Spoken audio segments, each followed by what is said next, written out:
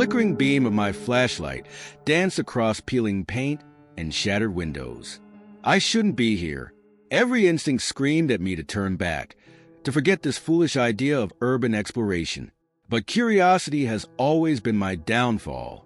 I took a deep breath, steeling my nerves as I approached the looming silhouette of St. Mary's Hospital, abandoned for over a decade. It stood as a decaying monument to a bygone era. The government had long since stripped it of anything valuable, leaving behind only memories and whispered rumors of the unexplained. The heavy iron gate groaned in protest as I pushed it open, wincing at the sound echoing through the empty parking lot. Gravel crunched beneath my feet as I made my way to the main entrance, my heart pounding in my chest. The glass doors were chained shut, but I'd come prepared. A quick snip with my bolt cutters, and I was in.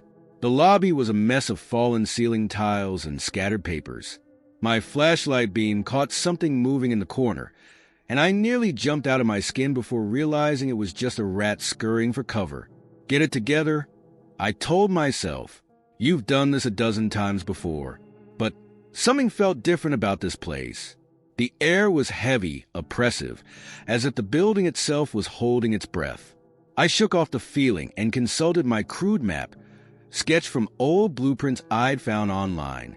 The most interesting areas would be on the upper floors, the operating theaters, the pediatric ward, maybe even the morgue if I was feeling particularly brave. I chose a stairwell that looked relatively stable and began my ascent. The beam of my flashlight played across graffiti-covered walls, illuminating crude drawings and dire warnings. Turn back. One screamed in jagged red letters. I snorted. Amateur horror movie stuff. The second floor was much like the first, a sad monument to decay and neglect. I snapped a few photos but didn't linger. The real treasures would be higher up, where fewer explorers dared to tread. As I climbed to the third floor, a sound stopped me in my tracks. Footsteps, unmistakable, coming from somewhere above me. I froze, listening intently. It couldn't be another explorer.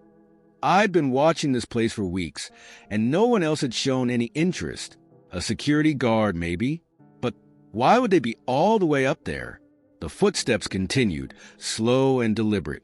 They seemed to be pacing back and forth, directly overhead. My curiosity warred with my common sense.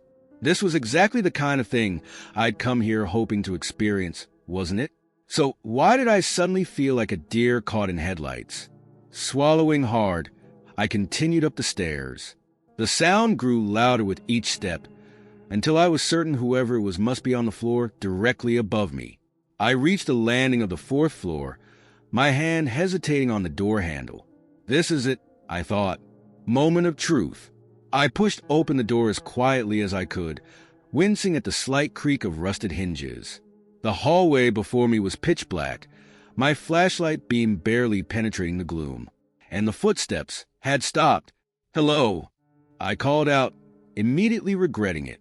My voice sounded small and afraid in the vast emptiness. No response. I took a tentative step forward, then another. The floor was littered with debris, and I had to watch my footing carefully. My flashlight beam darted from side to side, searching for any sign of movement. Nothing. I was about halfway down the hall when I heard it. A door slamming shut behind me. Back the way I'd come. I whirled around, my heart leaping into my throat. Who's there? I shouted, my voice cracking. This isn't funny. Silence was my only answer. I started walking backward, keeping my eyes fixed on the far end of the hallway. My foot caught on something, a fallen floor stand maybe, and I stumbled, nearly losing my balance. In that moment of disorientation, I saw something move at the edge of my vision, a shadow, ducking into one of the rooms. I saw you, I yelled, a hint of hysteria creeping into my voice. Come out. I'm not here to cause trouble, I swear. I approached the room slowly, my flashlight beam shaking as I aimed it at the open doorway. It was an old patient room, the bed frame still bolted to the floor. Empty. A chill ran down my spine as I realized the truth. There was no one else here. I was alone. So, what had I seen? I backed out of the room, my breath coming in short, panicked gasps. I needed to get out of here. Now. I turned to run back to the stairwell, only to find my path blocked. Every door in the hallway was closed. I was certain they had all been open when I came in. I'd seen clear through some of them, glimpsed fragments of abandoned medical equipment. But now, a solid wall of closed doors stretched out before me in both directions. No, y whispered, no, no, no. I ran to the nearest door, yanking on the handle. Locked. I tried the next one and the next. All locked. Panic clawed at my throat as I sprinted back to the stairwell door. It wouldn't budge. I slammed my shoulder against it once, twice, 3 times. Nothing. Help! I screamed, pounding my fists against the unyielding metal. Somebody help me. My only answer was the echo of my own desperate cries. I slumped against the door, sliding down to sit on the filthy floor. This couldn't be happening. Places like this didn't actually exist. Ghost stories weren't real. A soft click made me look up. At the far end of the hall, a door slowly swung open. Every instinct told me not to go near it. But what choice did I have? I couldn't stay here forever. I approached cautiously, my flashlight beam focused on the darkness beyond the open door. It was another patient room, identical to the one I checked earlier, except this one wasn't empty. A figure sat on the edge of the bed, hunched over. It was wearing what looked like an old-fashioned nurse's uniform, complete with one of those little caps they used to wear. But something was off about it. The proportions weren't quite right. Its limbs seemed too long, too thin. Aselu? I managed to stammer out, "Are you real?" The figure's head snapped up at the sound of my voice. I caught a glimpse of sunken eyes, skin stretched tight over an impossibly gaunt face. Then my flashlight flickered once, twice, and went out. I fumbled with it desperately, smacking it against my palm. A faint glow sputtered to life, barely illuminating a few feet in front of me.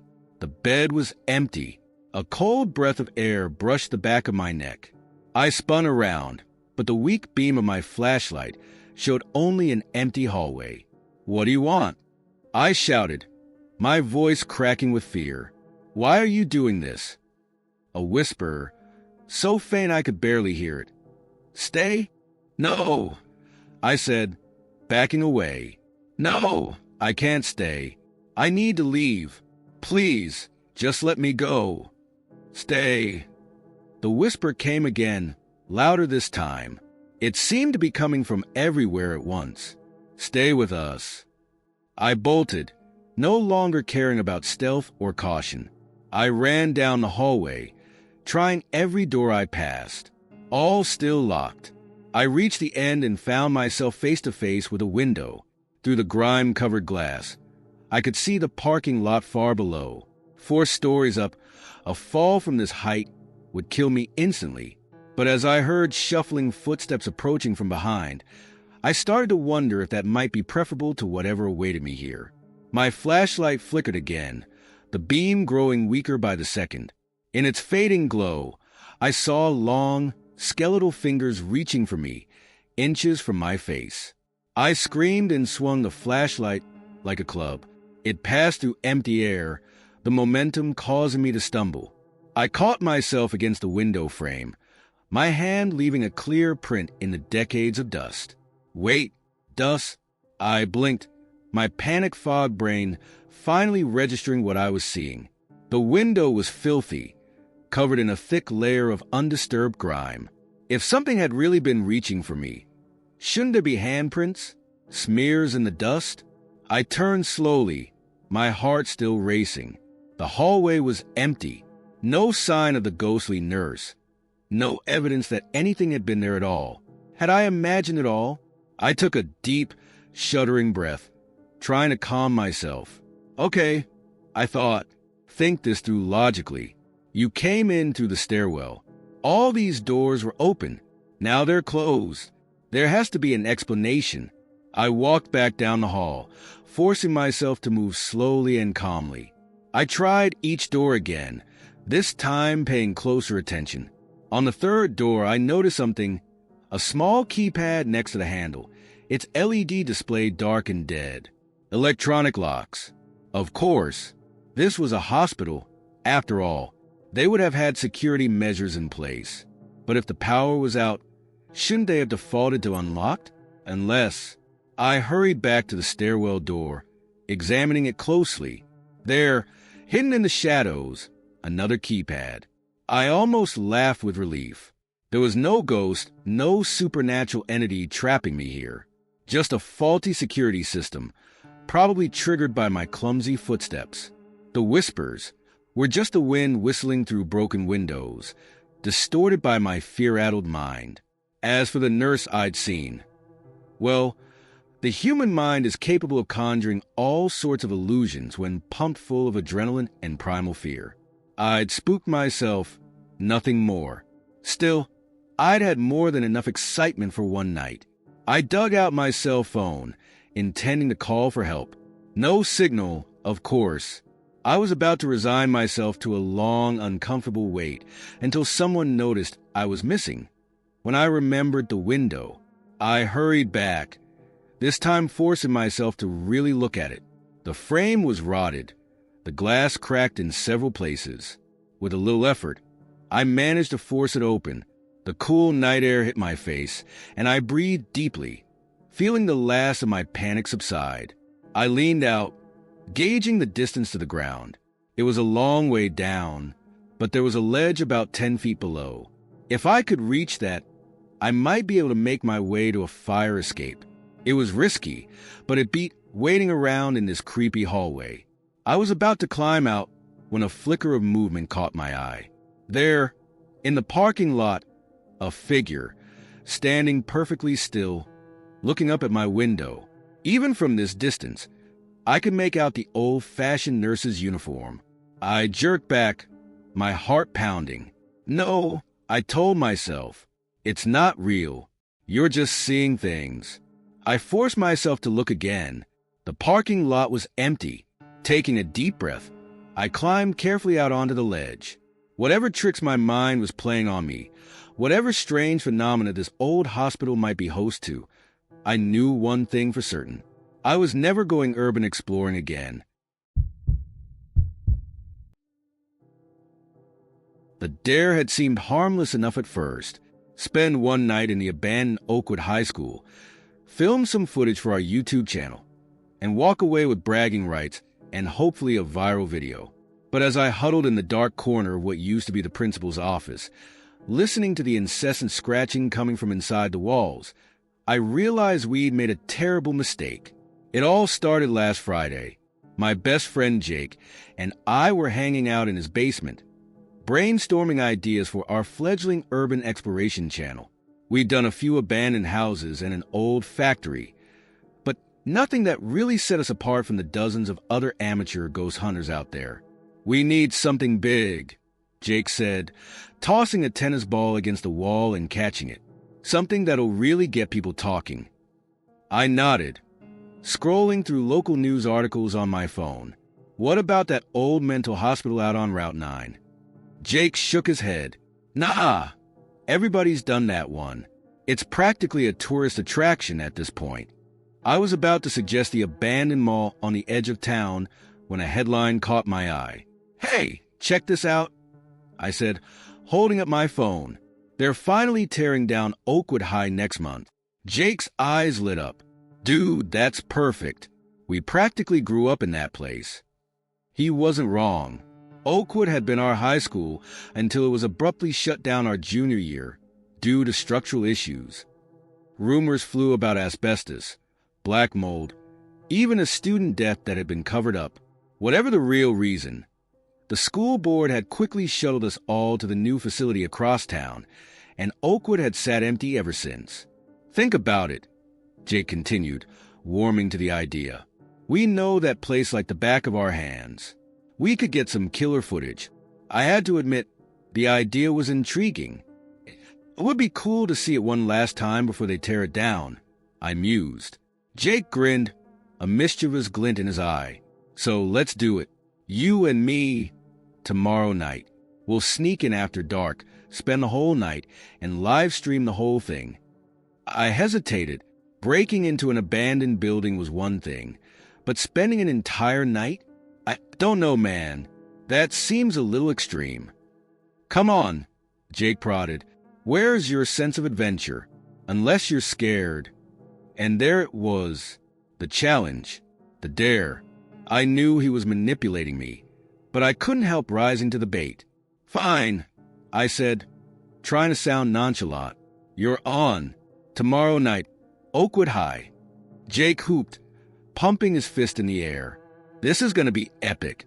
If only I'd known then how wrong he was. The next night found us creeping across the overgrown football field, backpacks laden with supplies. The moon was nearly full, casting an eerie glow over the dilapidated school building. Broken windows gaped like missing teeth, dark and accusing. Looks even creepier than I remember, I muttered, a shiver running down my spine despite the warm summer night. Jake just grinned, practically bouncing with excitement. This is going to be awesome. Come on, I think I know a way in through the gym. We made our way around to the back of the school, where the emergency exit to the gymnasium hung slightly ajar. Jake pulled it open with a rusty groan, revealing a rectangle of impenetrable darkness. After you, he said, gesturing grandly. I clicked on my flashlight and stepped inside, the beam cutting through years of dust and cobwebs. The familiar smell of old sweat and floor wax hit me, tinged now with mold and decay. Our footsteps echoed in the cavernous space as we crossed to the locker rooms. Man, this is surreal, I said, panning my light over the abandoned basketball hoops. Remember when Coach Peterson made us run suicides for an hour because Tommy Larson puked on the court? Jake laughed. Good times. Hey, let's check out the locker rooms. I bet my porn stash is still hidden in the ceiling tile. We pushed through the swinging doors into the boys' locker room. The banks of lockers stood open and empty, stripped of anything valuable long ago. Jake dragged a bench over and climbed up, popping open one of the ceiling tiles. Holy shit, he exclaimed, reaching in. It's still here. He hopped down, proudly displaying a wrinkled magazine. 12-year-old me had excellent taste. I rolled my eyes, glad to see we're making good use of our time. Come on, let's do a real sweep of the place. We should set up base camp somewhere central. We spent the next hour exploring the main floor, filming as we went. Everything was more or less how we remembered it, just darker, dustier, and considerably more decrepit. Water damage had caused parts of the ceiling to collapse, and the walls were covered in graffiti, some from fellow urban explorers, some from the demo crew, marking areas for asbestos removal. How about the principal's office for base camp? Jake suggested as we finished our circuit. It's centrally located, and I've always wanted to put my feet up on old Hawkins' desk. I agreed, and we made our way to the administrative wing. The office was a mess of scattered papers and broken furniture, but it was dry and relatively clean. We set up our sleeping bags and arranged our equipment, extra batteries, snacks, first aid kit, and of course, our cameras. All right, ladies and gentlemen, Jake said, addressing our imaginary audience as he hit record. It's currently 10:37 p.m., and we are officially beginning our overnight stay in the haunted halls of Oakwood High. Will we survive until morning? Will we capture evidence of the paranormal? Or will we just slowly lose our minds from boredom? Stay tuned to find out. I snorted. Very dramatic. I'm sure our 3 subscribers will be on the edge of their seats. We spent the next few hours wandering the halls, sharing memories and cracking jokes about our high school days.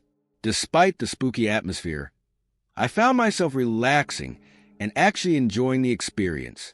It was like a weird kind of time travel, revisiting this place that had been such a huge part of our lives. It was around 1 a.m. when things started to get weird. We were exploring the science wing, poking through old supply closets in search of anything interesting when I first heard it. A faint scratching sound, like someone dragging their nails across a chalkboard. I froze, listening intently. "Jake, did you hear that?" He looked up from the box of preserved frogs he'd been examining. "Hear what?" I waited, but the sound didn't come again. "Never mind," I said, shaking my head. Must have been the wind or something. But as we continued our exploration, I kept hearing it. Faint at first, easy to dismiss as imagination or the settling of an old building. But it grew louder, more insistent, and it seemed to be coming from inside the walls. "Dude, seriously," I said, grabbing Jake's arm as we stood in the English hallway. "Listen, you can't tell me you don't hear that." Jake cocked his head, frowning. After a moment, his eyes widened. "What the hell is that?" "I don't know, but it's freaking me out. Maybe we should." I was cut off by a loud bang from somewhere above us. We both jumped, Jake letting out a rather unmanly yelp. "Okay," he said, his voice shaky. "Okay, that was definitely something. Maybe we should head back to the office, regroup a bit." I nodded emphatically, already backing down the hallway. We hurried back to our makeshift base camp, the scratching sound seeming to follow us the whole way. Once in the relative safety of the principal's office, we tried to rationalize what we'd heard. "It's probably just rats in the walls," Jake said, not sounding entirely convinced. "This place has been abandoned for years. It's bound to have pests." "Yeah," I agreed, wanting desperately to believe it. And that bang was probably just, I don't know, a pipe settling or something. We sat in silence for a few minutes, straining our ears. The scratching had stopped, at least for now. "Maybe we should call it a night," I suggested. "We've got plenty of footage. We can always come back another time if we want more." Jake hesitated, clearly torn between his love of adventure and his very real fear. "Yeah, all right," he said finally. "Let's pack up and—" He was interrupted by a sound that made my blood run cold. A long, low creak, like a door slowly opening. It was coming from right outside the office. We both stared at the closed door, hardly daring to breathe. After what felt like an eternity, Jake reached for the doorknob. "What are you doing?" I hissed. "We have to look," he whispered back. "For the video, if nothing else." Before I could stop him, he yanked the door open. The hallway beyond was empty and still. Jake let out a nervous laugh. "See? Nothing to worry about. We're just spooking ourselves." I was about to agree when I noticed something that made my heart stop. "Jake," I said slowly, "didn't we leave all the classroom doors open when we came through here?" He frowned, looking down the hall. Every single door was now closed. "Oh shit," Jake breathed. "Oh shit, oh shit, oh shit." We looked at each other, panic rising in our throats. Without a word, we turned and ran for the stairs. But as we reached the first floor landing, we were met with a sight that stopped us in our tracks. The main entrance, which we'd passed through just hours ago, was now blocked. Heavy chains crisscrossed the doors, secured with a padlock that looked far too new and shiny to have been there long. "No, moi not. No, this isn't possible." Jake rattled the chains uselessly. "We're trapped," he said, his voice barely above a whisper. "Oh God, we're actually trapped in here." The scratching in the walls grew louder, surrounding us now. And underneath it, barely audible, I could have sworn I heard laughter. As the temperature around us plummeted and shadows began to move in ways shadows shouldn't, I realized with dawning horror that our night was far from over. Whatever presence we'd awakened in this place, it wasn't about to let us leave any time soon. And as I huddled in the corner of the principal's office, listening to Jake's panicked breathing and the ever-present scratching in the walls, I knew one thing for certain. This was going to be the longest night of our lives.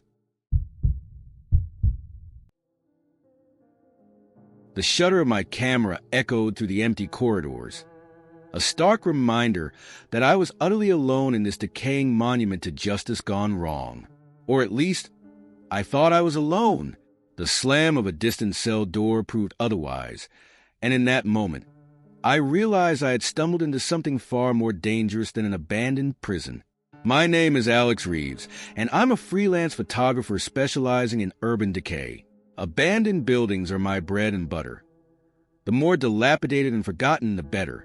So when I heard whispers about the old Blackstone Penitentiary finally being open for demolition after sitting empty for nearly 2 decades, I knew I had to get in there before the wrecking balls arrived. Blackstone had quite the reputation back in its day. Built in the 1920s, it housed some of the most notorious criminals in the state until a series of scandals and budget cuts forced its closure in the early 2000s. Rumors of corruption, prisoner abuse, and even unexplained deaths had swirled around the place for years. But for me, that just added to its mystique. Every shadow held a story, every crumbling wall a secret. Getting in was almost too easy. The chain-link fence surrounding the property had more holes than links at this point, and a conveniently placed dumpster gave me a boost up to a first-floor window with a broken latch. As I climbed through, careful not to cut myself on the jagged glass, I couldn't help but feel a twinge of disappointment. Where was the challenge? The thrill of infiltration? I pushed the feeling aside and got to work. The late afternoon sun slanted through barred windows, casting long shadows across debris-strewn hallways. My camera clicked rapidly as I captured peeling paint, rusted bed frames, and cryptic graffiti left by previous trespassers. The first few cell blocks were fairly standard fare for an abandoned prison, eerie, sure, but nothing I hadn't seen before. It wasn't until I reached D Block that things started to get interesting. Unlike the other areas I'd explored, D Block seemed almost preserved. There was still a thick layer of dust covering everything, but the decay wasn't nearly as advanced. Beds still had moldering mattresses, and personal effects littered the floors of some cells. It was as if this section had been abandoned in a hurry, left untouched while the rest of the prison was stripped and scavenged. I framed a shot of a cell still plastered with faded pinups, wondering about the man who had once called this tiny space home. As I adjusted my lens, something caught my eye, a glint of metal on the floor near the bed. Curious, I stepped inside the cell for a closer look. It was a belt buckle, unremarkable except for how shiny it was. I picked it up, frowning. The metal was warm to the touch and completely free of dust. That's when I heard it, the distinct sound of a cell door slamming shut, echoing from somewhere deeper in the block. I froze, my heart suddenly pounding. That was impossible. I was alone here. I'd spent hours exploring and hadn't seen a single sign of any other living soul. "Hello," I called out, immediately regretting it.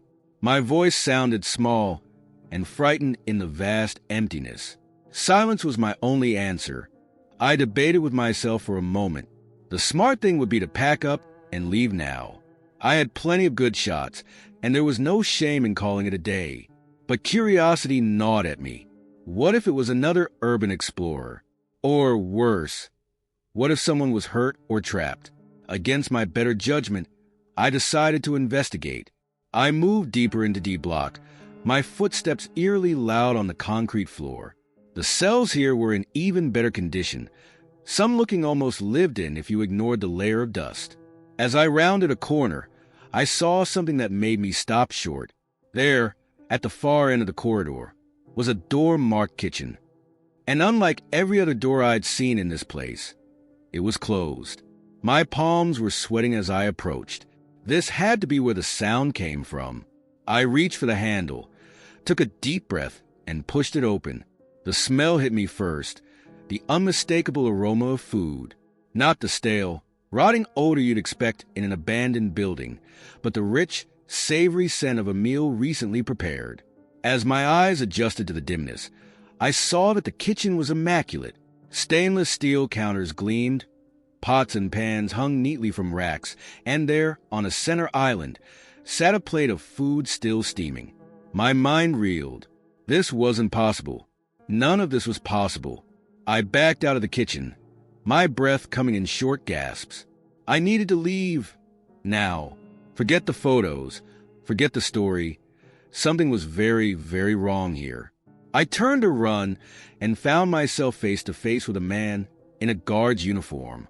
I yelped, stumbling backward. The man didn't move, didn't speak. He just stood there, staring at me with eyes that seemed somehow too dark, too empty. I'm sorry, istamerd. I didn't mean to trespass. I'm a photographer. I was just taking some pictures. I'll leave right now, I swear. The guard's head tilted slightly, as if considering my words. When he spoke, his voice was a rasp, like sandpaper on stone. You shouldn't be here, he said. It's not safe. Before I could respond, he turned and walked away, disappearing around a corner. I stood there for a moment, frozen in shock and confusion. Part of me wanted to follow him, to demand answers, but a much larger part just wanted to get the hell out of there. I chose self-preservation and ran. I retraced my steps through the prison, no longer caring about stealth or getting good shots. All I wanted was to see the sky again, to breathe fresh air and convince myself that what I'd seen was some sort of stress-induced hallucination. I was almost to the window I'd entered through when I heard it. Voices coming from the floor above, multiple voices, engaged in what sounded like a heated argument. I couldn't make out the words, but the tone was angry, threatening. Against every instinct screaming at me to keep running, I paused. If there really were people up there, I couldn't just leave without knowing what was going on. What if someone was in trouble? Cursing my own conscience, I crept up the nearest staircase. The voices grew louder as I approached, and I could now pick out individual words. Can't keep doing this, one voice was saying. It's wrong, and you know it. We don't have a choice, another replied. You know what'll happen if we stop. I reached the top of the stairs and peered around the corner. What I saw made my blood run cold. 3 men stood in the hallway, dressed in a mix of guard and inmate uniforms. But these weren't like the eerily still guard I'd encountered earlier. These men were animated, gesticulating wildly as they argued, and they were transparent. I could see right through them to the wall behind. I must have made some small sound of shock, because suddenly all 3 heads snapped in my direction. For a moment, we just stared at each other, equally surprised. Then one of the ghostly inmates grinned, revealing teeth that were far too sharp to be human. Well, he said. Looks like we've got a live one, boys. I ran. I flew down the stairs, taking them 3 at a time, not caring about the noise I was making. Behind me, I could hear laughter and the sound of pursuit. I reached my entry point and dove through the window, feeling glass scrape against my arm as I tumbled to the ground outside. I didn't stop running until I reached my car, parked a few blocks away. As I peeled out of the parking lot, I glanced in my rearview mirror. There, standing at the fence line, were the 3 figures I'd seen upstairs. They weren't chasing anymore. They were just watching me go, and even from this distance, I could see they were smiling. It's been 3 days since my experience at Blackstone Penitentiary. I haven't slept much. Every time I close my eyes, I see those ghostly faces, hear that unearthly laughter. I've been poring over historical records, trying to make sense of what I saw. I've learned that D Block was where they kept the most dangerous inmates, the ones deemed beyond rehabilitation. It was also where the most unexplained deaths occurred. Inmates and guards alike would be found dead in their beds, with no signs of violence, but expressions of absolute terror on their faces. The kitchen I found was where a notorious prison riot started in the 1970s. Dozens died before order was restored, and the guard I encountered, his description matches that of a man who went missing during his shift in 1989. His body was never found. I don't know what's really going on at Blackstone. I don't know if what I saw was real or some kind of mass hallucination, or something even stranger. But I do know one thing for certain. That demolition crew is in for one hell of a surprise. The moment my radio crackled into static, I knew I'd made a terrible mistake. But it wasn't until I heard the running footsteps echoing through the abandoned subway tunnel that I realized just how much danger I was in. My name's Mike Jennings, and I've been a maintenance worker for the Metropolitan Transit Authority for over 15 years. I've seen my fair share of weird stuff in the tunnels beneath the city, but nothing could have prepared me for what I encountered in the Forgotten Chambers Street station. It was supposed to be a routine check. The city had been hit with record rainfall over the past week, and we were concerned about flooding in some of the lower-lying areas of the subway system. Chambers Street Station had been closed to the public for decades, but it was still connected to active lines. If it flooded, it could cause problems throughout the network. I'd volunteered for the job, partly out of curiosity. I'd heard stories about Chambers Street my entire career, tales of its grand architecture, of the secrets it held, and yes, even a few ghost stories. But I'd never had a reason to visit it myself. This was my chance to see a piece of the city's history firsthand. The entrance to the station was hidden behind a nondescript door in the wall of an active platform. As I unlocked it and stepped through, I felt like I was crossing a threshold into another world. The air was thick and stale, heavy with the weight of years of neglect. My flashlight beam cut through the darkness, revealing peeling paint and crumbling tile work. Chambers Street had once been a crown jewel of the subway system, with ornate ceilings and elegant archways. Now it was a shadow of its former self, its beauty obscured by decades of grime and decay. I made my way down to the platform level, my footsteps echoing in the cavernous space. Water dripped steadily from the ceiling, forming murky puddles on the uneven floor. It was clear that flooding was indeed a concern, but nothing catastrophic yet. I was about to radio back to base with my initial assessment when I noticed something odd. There, in the beam of my flashlight, was a clear set of footprints leading through one of the puddles. Fresh footprints. My heart rate quickened. I wasn't supposed to be alone down here. "Hello," I called out, my voice bouncing off the tiled walls. "This is MTA maintenance. Is someone there?" No response. Just a steady drip of water and the distant rumble of trains passing on nearby lines. I debated calling it in. Protocol dictated that I should report any signs of trespassers immediately. But curiosity got the better of me. What if it was just another worker who'd forgotten to log their presence? I'd look like an idiot if I called in the cavalry over nothing. I decided to investigate a little further before raising the alarm. Following the footprints, I made my way deeper into the station. They led me past abandoned newsstands and through a rusted gate that looked like it hadn't been opened in years. I had to squeeze through a gap, the metal leaving a rust stain on my uniform. As I emerged on the other side, my flashlight beam fell on something that made me stop short. There, in a dry corner of the platform, was what looked like a small encampment. A tattered sleeping bag lay on a makeshift bed of flattened cardboard boxes. A camping stove sat nearby, surrounded by empty food cans and water bottles. Someone had been living down here. Recently, I approached cautiously, scanning the area for any sign of movement. The sleeping bag was empty, but still warm to the touch. Whoever had been here had left in a hurry. That's when I noticed the smell. Beneath the usual musty odor of the abandoned station was something else, the unmistakable aroma of cooked food. My eyes fell on a pot sitting on the camping stove. Steam still rose from its contents. A chill ran down my spine. I wasn't just not alone down here. Whoever else was here had to be very, very close. I reached for my radio, my hands shaking slightly. "Base, this is Mike in Chambers Street. I've got signs of..." The radio erupted in a burst of static, cutting me off mid-sentence. I fiddled with the dial, but got nothing but white noise across all channels. "Damn it," I muttered. The thick walls of the station must be blocking the signal. I'd have to head back to the entrance to report in. I turned to leave, but froze as a sound reached my ears. Footsteps, fast and purposeful, echoing through the tunnels. And they were getting closer. Panic gripped me. I didn't know who else was down here or what they wanted, but every instinct screamed that I didn't want to find out. I killed my flashlight and pressed myself against the wall, hoping the darkness would conceal me.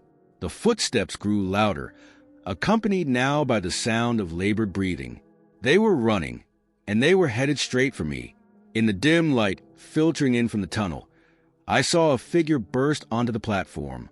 It was a man, tall and gaunt, with wild eyes and matted hair. He was dressed in rags that might once have been a business suit. He paused, looking around frantically, then darted towards the encampment.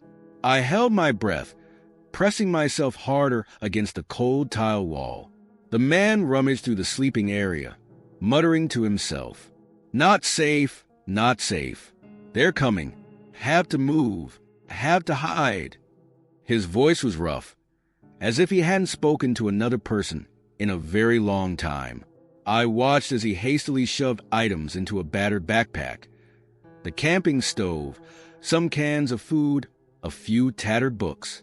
I must have shifted slightly, because suddenly his head snapped up, his gaze locking directly onto my hiding spot. For a moment, we just stared at each other, both too shocked to move. Then he spoke, his voice barely above a whisper. "You shouldn't be here. It's not safe." Before I could respond, another sound echoed through the station. More footsteps, but these were different, heavy, methodical, almost mechanical in their rhythm. And there were many of them. The man's eyes widened in terror. "They're here," he hissed. "Run! Run!" He took off down the platform, disappearing into the darkness of a maintenance tunnel. I stood frozen, unsure whether to follow him or try to make my way back to the entrance. The decision was made for me as the new footsteps grew closer. They were coming from the direction of the entrance, cutting off my escape route. With no other choice, I plunged into the darkness after the strange man. The maintenance tunnel was narrow and slick with moisture. I stumbled forward, one hand on the wall to guide me, the other clutching my useless radio. Behind me, I could hear the rhythmic footsteps entering the platform area. Then, a voice called out. It was flat, devoid of any emotion, and seemed to come from everywhere at once. "Michael Jennings, stop. We only want to talk." I froze. How did they know my name? "Your presence has been noted. Your curiosity is understandable, but dangerous. There are things beneath this city that must remain hidden." The voice was closer now. I started moving again, my heart pounding in my chest. "We can make you forget, Michael. We can send you back to your life, untroubled by what you've seen. All you have to do is stop running." For a moment, I was tempted. Part of me wanted desperately to believe it was all a misunderstanding, that I could walk away from this nightmare and return to my normal life. But then I remembered the terror in the eyes of the man I'd seen, the way he'd warned me it wasn't safe. Whatever was going on here, whatever secrets lay buried beneath the city, I knew I couldn't trust the beings pursuing me. I ran. The tunnel seemed endless, twisting and turning through the bowels of the city. I lost all sense of direction, of time. My lungs burned, my legs ached, but I didn't dare stop. Always behind me were those footsteps, never hurrying, but never falling behind. Just when I thought I couldn't go on, I saw a glimmer of light ahead, an exit, a way back to the world above. With a final burst of energy, I sprinted towards it. I burst out onto a busy platform, blinking in the sudden light. Commuters stared at me in shock. I must have looked like a madman, covered in grime and sweat, wild-eyed with terror. But I didn't care. I was out. I was safe. As the train pulled into the station, I glanced back at the maintenance tunnel I'd emerged from. There in the shadows, I caught a glimpse of figures in dark suits, watching me impassively. As the train doors opened, they retreated into the darkness. I stumbled onto the train, collapsing into a seat. As it pulled away from the station, I tried to make sense of what had happened. Who were those men? What were they hiding? And what about the poor soul I'd encountered, living in the abandoned station? I don't have answers to those questions. Even now, months later, I'm not sure I want them. I reported what I'd seen to my superiors, but my story was dismissed as stress-induced hallucination. The official report states that I got lost in the tunnels and panicked. Maybe they're right. Maybe it was all in my head. But sometimes, late at night, I swear I can hear those footsteps again, methodical and relentless. And I know that somewhere beneath the city, in the forgotten spaces between stations, secrets lurk that are better left uncovered. I never went back to Chambers Street. Some doors, once opened, can never truly be closed again. The sound of applause echoed through the empty theater, a phantom audience cheering for a performance long since ended. As the ghostly ovation faded, I realized with growing horror that we were about to become unwilling players in a show that should have never seen an encore. My name is Sarah Lawson, and I'm a location scout for Crimson Peak Productions. We specialize in low-budget horror films, always on the lookout for authentically creepy places to shoot. When I heard about the old Majestic Theater, I thought I'd hit the jackpot. If only I'd known what was waiting for us behind that tattered velvet curtain. It was a crisp autumn morning when our small crew arrived at the Majestic. The theater had been a crown jewel of the local art scene in its heyday, hosting everything from vaudeville acts to Broadway touring companies. But changing tastes and economic downturns had forced its closure nearly 30 years ago. Now it stood as a decaying monument to faded glamour, its once grand facade crumbling and overgrown with ivy. "This place is perfect," whispered Jake, our director, as we stood before the boarded-up entrance. His eyes gleamed with the manic enthusiasm he always got when inspiration struck. "Can't you just feel the history? The drama?" I nodded, trying to ignore the knot of unease forming in my stomach. There was something off about the Majestic, something I couldn't quite put my finger on. But I pushed the feeling aside. Finding this location could be my big break, my chance to move up from scouting to associate producer. "All right, let's check it out," I said, forcing a smile. The realtor said the side entrance should be unlocked. Our small group, Jake, myself, our cinematographer May, and sound guy Tony, made our way around the building. The padlock on the stage door hung open, just as promised. With a shared look of excitement and, in my case, a twinge of apprehension, we stepped inside. The musty smell of age and decay hit us immediately. Our flashlight beams cut through the gloom, revealing peeling wallpaper and fallen ceiling tiles. But even in its dilapidated state, hints of the Majestic's former glory shone through. Tarnished brass fixtures lined the walls, and faded posters advertised long-ago performances. "This is incredible," May breathed, her camera already out and recording.